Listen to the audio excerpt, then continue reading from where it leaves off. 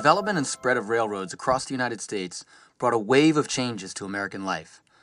During the railroad boom, thousands of jobs were created, new towns were born, trade increased, transportation was faster, and the overall landscape of the nation transformed.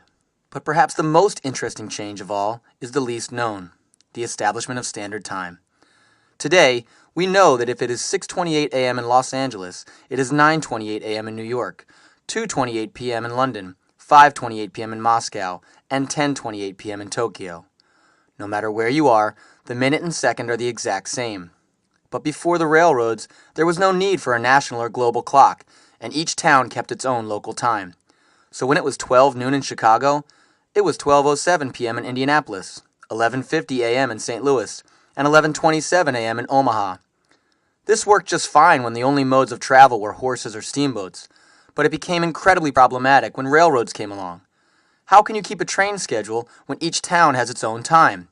And how do you prevent collisions or accidents on the tracks if train conductors are using different clocks?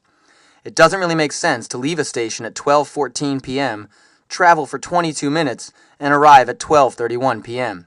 In order to eliminate that confusion, the railroads of the United States and Canada instituted standard time zones on November 18, 1883 at noon.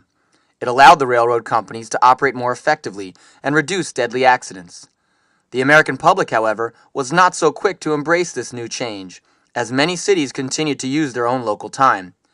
Resistance was so strong that in some towns, clocks would show both the local time and the railway time.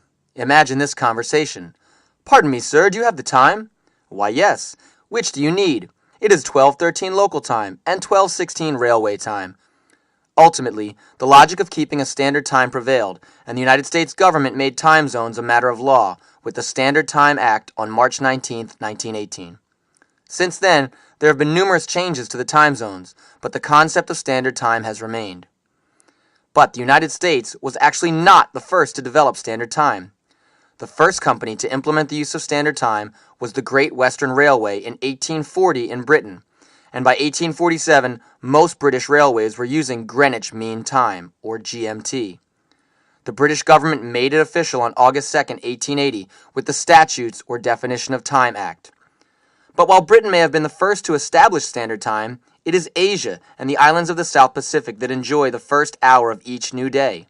The international dateline passes through the Pacific Ocean on the opposite side of the Earth from the prime meridian in Greenwich where, thanks to trains, standard time was first used. Trains have evolved over the years and remain a prominent form of transportation and trade throughout the world. And from the New York City subways to the freight trains traveling across the Great Plains to the trolleys in San Francisco, they all know exactly what time it is. And thanks to them, we do too.